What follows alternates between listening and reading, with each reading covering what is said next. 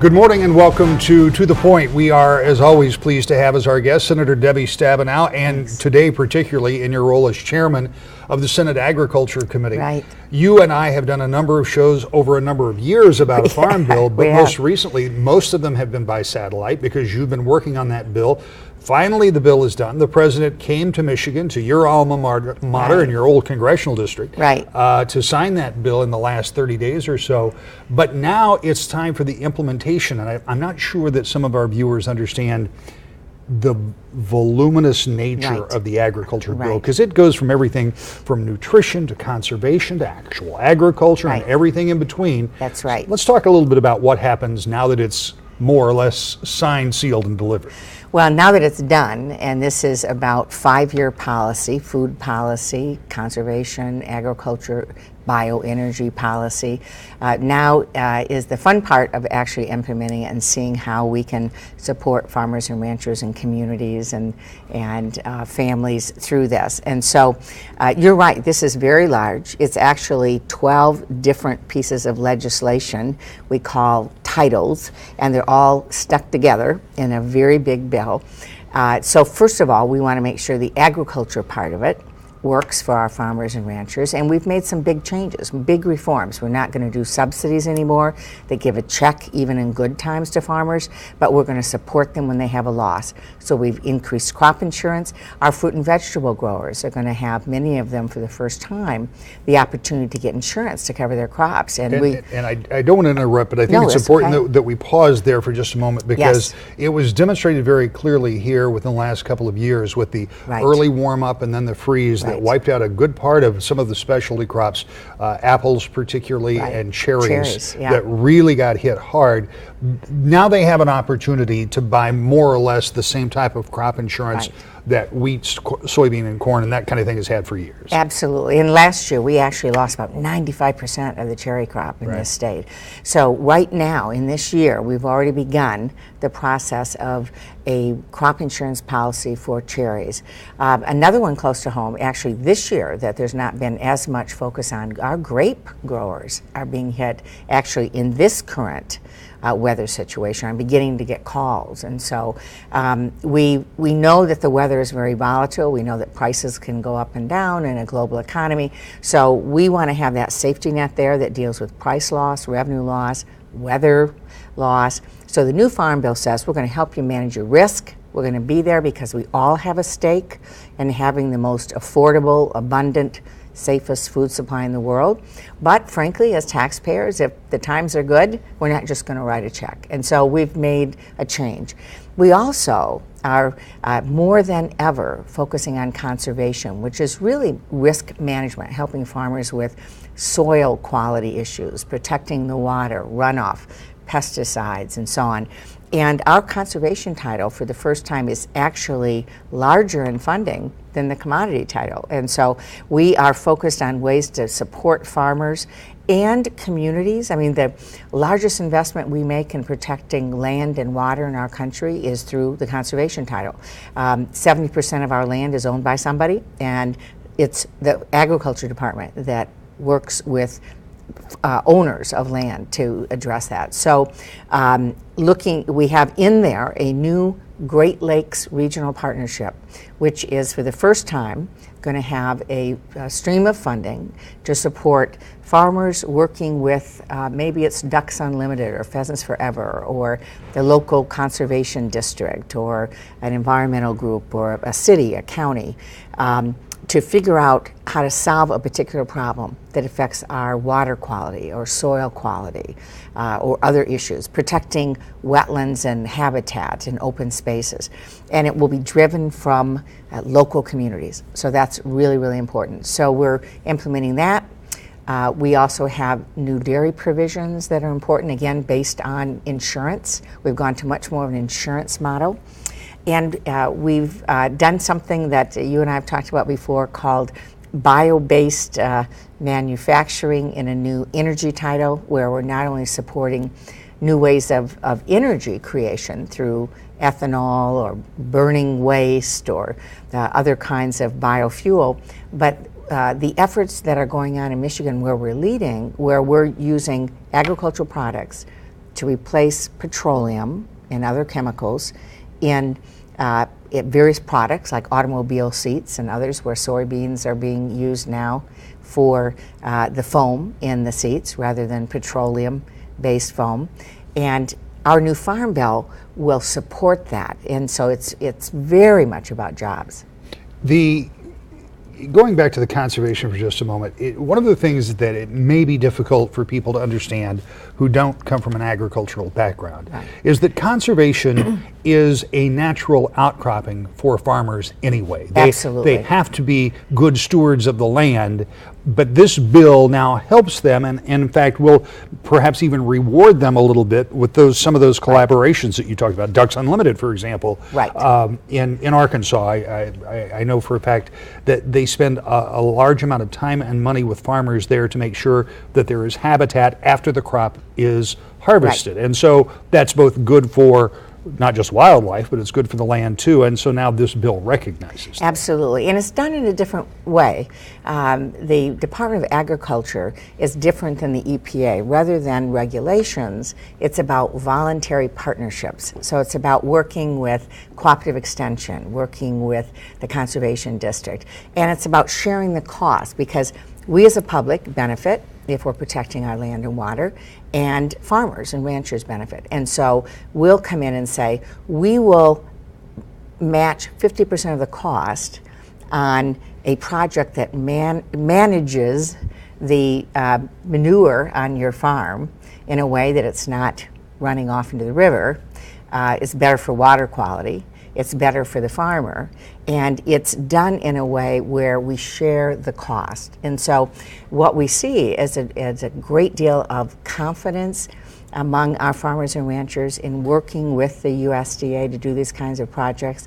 It's based on what they need. It's not somebody coming in and telling them what to do.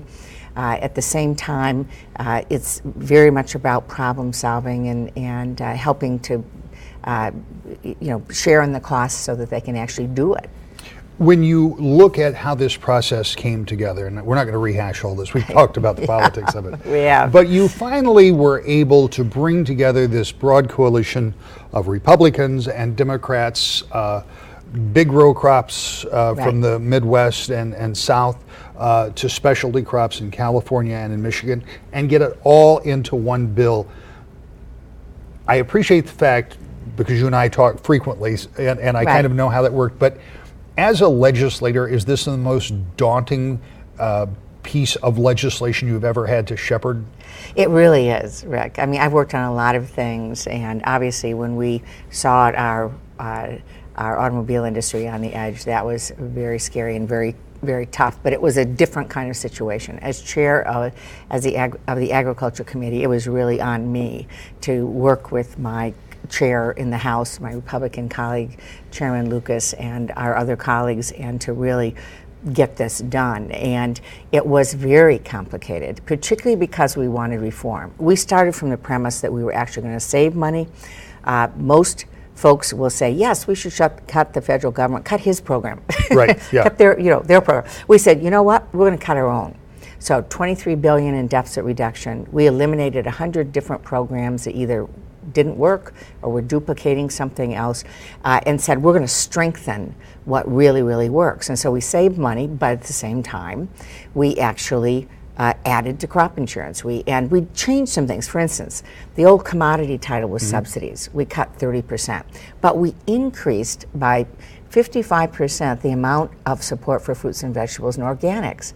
We said, organic agriculture is really the fastest growing part of agriculture. It's a small piece, but consumers are asking for that, and we need to be supporting it. So we came to the table saying we're supporting all parts of agriculture.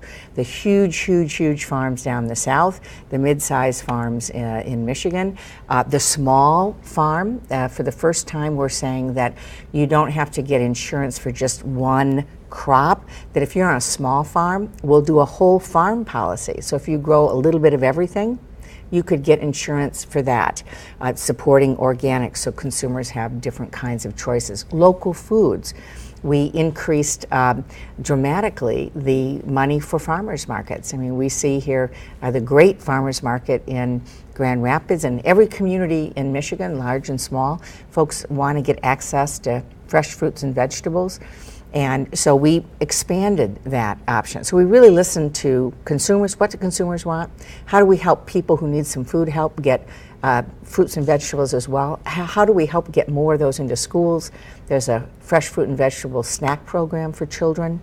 And how do we support all of agriculture and at the same time be wise with the taxpayer dollars, which is what I think we're being asked to do.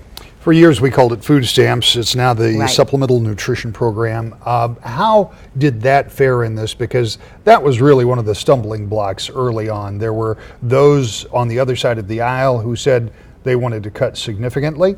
There were Right. those on your side of the aisle who would have preferred to increase, I suspect, Right. in that spending. How did the nutrition part of that work out? Well, as you know, in the House, actually, what they passed would have taken over 6 million people off of any kind of help, and most of those who are getting help are senior citizens or children or people with disabilities, or somebody like in Michigan who temporarily lost their job and paid taxes all their lives and needs some temporary help to put food on the table. So my position was, and we succeeded in saying that we are going to make sure this program works well. We're not going to eliminate anyone who truly needs help. On the other hand, if there's a problem with waste, fraud, misuse of something, we're going to fix it. Because if we're going to make sure that every dollar goes to where it should go to, then things need to work. So we made sure that not one person who is getting help, not one senior, not one person with disability or somebody temporarily out of work, if they had help the day before the Farm Bill, they had the same help the day after. But if you won the lottery, remember those 2 lottery Right. winners in Michigan? Sorry, no. If you're trying to manipulate your income as a student, living at home with your parents in some way, no.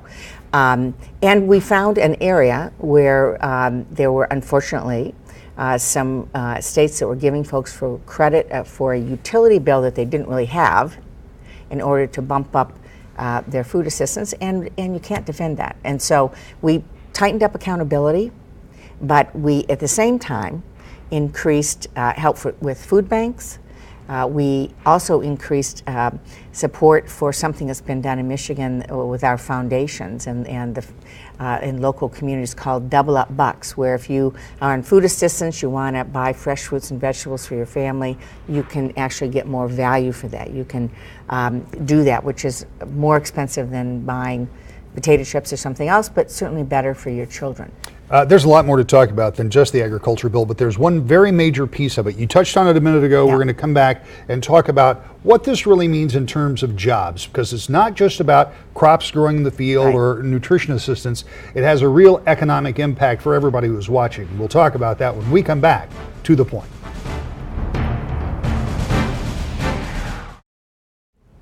Welcome back to The Point. Senator Debbie Stabenow is our guest this morning. Senator, there are other issues we want to talk about besides the Farm Bill, but one of the things you mentioned was that this is a jobs bill. Absolutely. The president was very emphatic about that when he was over in East Lansing, talking about the different segments of the economy. And I think a lot of people get it, but it always bears repeating. The percentage of people in the state of Michigan that are directly or indirectly Right. employed because of agriculture is pretty stunning. It is. 1 out of 4. 1 out of 4 people in Michigan are either directly in agriculture or in the food business, or maybe they make equipment.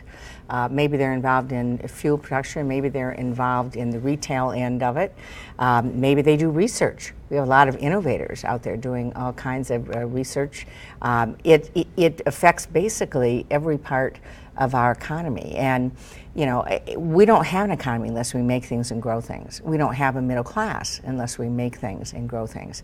And that's what we do in Michigan. And that's the basis of an economy. And in West Michigan, I would argue every part of West Michigan is touched by what's happening in agriculture. Yeah, and I mean, you think about almost any part of the economy. You talk about petroleum. People who make cardboard boxes, people who make any type of packaging, refrigeration, all of the things that go along with it.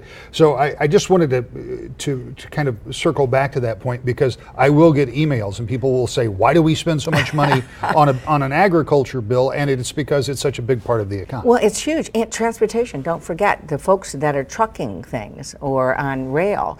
And I should also mention that it's, excuse me, the one area of our economy where we have a trade surplus. So we are, and we're creating jobs by actually exporting food and products around the world. So it's a big deal. Please thank you. Have a drink of water. It is the season. As we switch gears a little bit, you talked about we're actually exporting farm products and making money.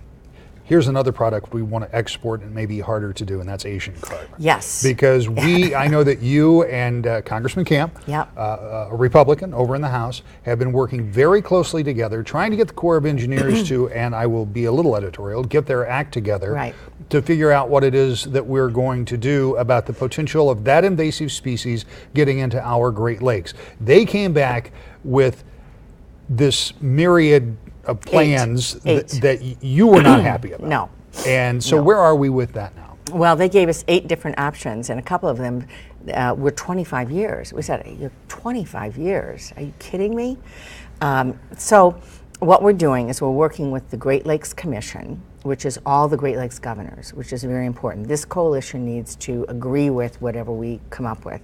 We've looked at versions of what the Army Corps has done, and we're working with a number of folks that really know all of this to come up with a proposal on something that is both short-term as well as medium-term, and so that there is something that can be done. There's a lock at a particular place in the Chicago area. There's a way to add some more aggressive fencing, electric fencing in the water, some other things that can be done. So we're looking at how we can do something that would be able to be done within the next couple of years. Now, the good thing about all of this, even though this is incredibly frustrating, is that as we have pushed them to look at everything, the bad news is they've found, I think it's 19 different ways the Asian carp could get into the Great Lakes, including Lake Erie. And so that's the bad news. But the second riskiest area is actually something that we've been able to act on very quickly, and that's rivers that go across Indiana and Ohio into Lake Erie. The Maumee and the Wabash rivers connect at this marshland area in Indiana, and Indiana is putting up a permanent barrier. So all of this process, at least we've been able to move quickly in one area. It is more complicated in Chicago. You're talking about a city. Right. A flooding that can occur and so on. It's a drainage issue. So it's a whole big issue, but we've got to move much more quickly than what they've been doing. This may be a little inside politics, but I covered him when he was in the House of Representatives, and I have to ask how your colleague, Senator Durbin, is on this, because I know there is resistance from some folks in Illinois. Is he at least willing to listen to some of these core recommendations? Well, the senators from Illinois are working with us. Obviously, they're much more sensitive about people coming in and wanting to completely redo the channels in Chicago, and we understand that, but this is huge. This is huge economic impact, both good and bad. I mean, Great Lakes are huge for us, $16 billion boating industry, $7 billion fishing industry, plus it's really our way of life. So they'll work with us, but certainly, obviously, they're cautious about the way it's done.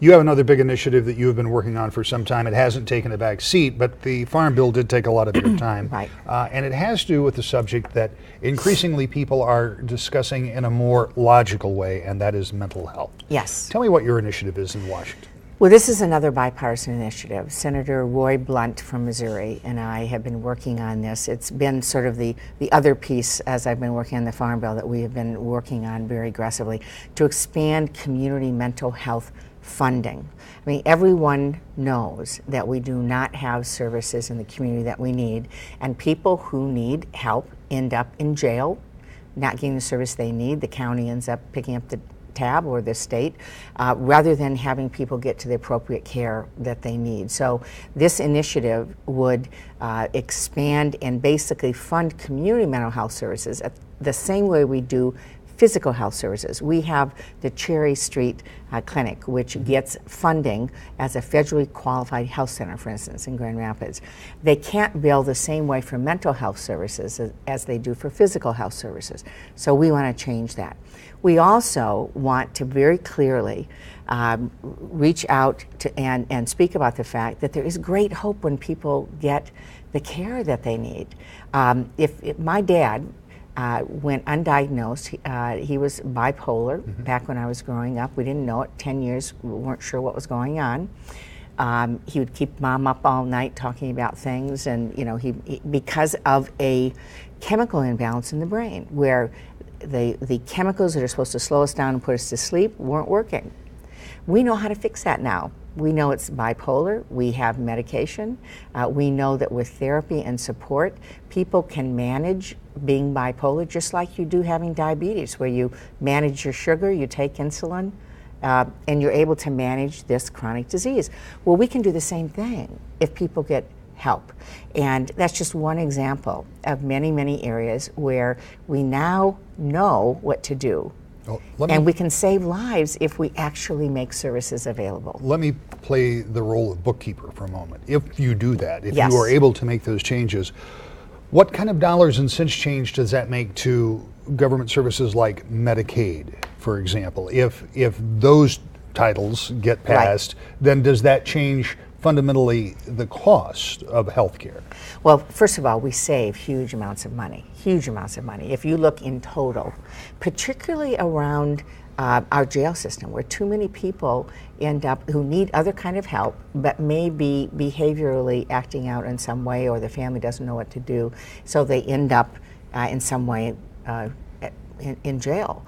And so we have huge amount of savings that we can incur, as well as lost work potential, as well as all the other things that happen when somebody goes into an inappropriate place, like a regular emergency room. I mean, what we're doing is setting up under this project a 24-hour psychiatric emergency facility, so you could take someone, or someone could go and get help in a psychiatric setting. Law enforcement would feel comfortable with that, rather than just having someone go into the emergency room and try to figure out what to do. And most importantly, we will be supporting ways for people and for families and young people and teachers and others to be able to reach out to professionals that can help on the front end when there's a problem. And I should say also, we are seeing right now Iraq and Afghanistan veterans coming home. 22 of them every day are committing suicide. 22. And the highest legislative priority for those veterans organizations is our bill, because they want in the community, not just through a VA hospital, but if you're in a small rural community and you can't get to a VA hospital, you're going to reach out in the community to get some kind of help. So the lost potential of life is what we are talking about here, as well as huge costs in every part of our economy and service sector. You are working with Senator Blunt on this. Where are you in the process, and is this something that you think you can get done this spring? We're very close. This provision as a demonstration project, 8-state demonstration project, was reported out of the Finance Committee in the Senate, of which I'm a member. We're working with the House. We have bipartisan support in the House, and we're hoping that we can attach it as part of a larger effort that's going through, and we're working very, very hard to get that done. Senator, report back to us when we get some progress on that. Thank you as always for being here, and we're back with more To the Point in just a moment. If you were with us last week, you know the show was all about the election and politics with the chairman of the Michigan Republican Party, Bobby Shostak. This morning, very much about policy with Senator Stabenow, and next week, we're back to Decision 2014 with Lon Johnson, who is the chairman of the Michigan Democratic Party. Coming up in the weeks ahead, we'll have the Speaker of the House and the head of MDOT, some interesting conversations. I hope you'll join us every Sunday morning at 10 o'clock for To the Point.